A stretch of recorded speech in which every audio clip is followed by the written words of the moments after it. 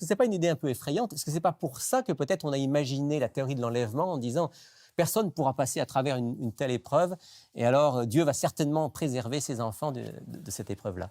Euh, euh, Juste l'exemple qui sont donnés par Jésus lui-même, hein. Donc, Jésus donne l'exemple du déluge. Noé a prêché pendant 120 ans et il n'a pas été enlevé dans un nuage. D'accord? Il a fallu qu'il rentre dans son arche et c'est vrai que ce n'était pas le déluge qui était à l'extérieur de l'arche, mais n'empêche, ça ne devait pas sentir bon à l'intérieur de l'arche avec tous ces animaux-là.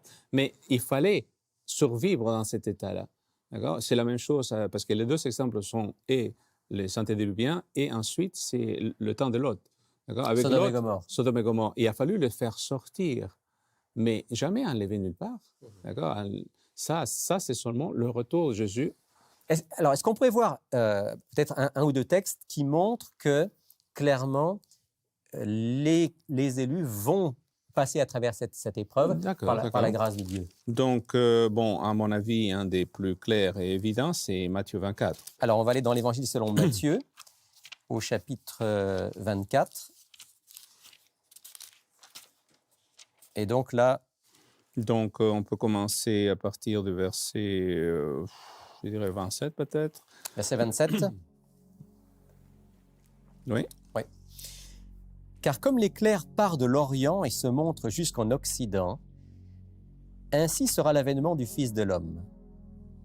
En quelque lieu que soit le cadavre, là s'assembleront les aigles. Aussitôt après ces jours de détresse, le soleil s'obscurcira, la lune ne donnera plus sa lumière, les étoiles tomberont du ciel, et les puissances des cieux seront ébranlées. Alors le signe du Fils de l'homme paraîtra dans le ciel. Toutes les tribus de la terre se lamenteront et elles verront le Fils de l'homme venant sur les nuées du ciel avec puissance et une grande gloire. Il enverra ses anges avec la trompette retentissante et ils rassembleront ses élus des quatre vents, depuis une extrémité des cieux jusqu'à l'autre.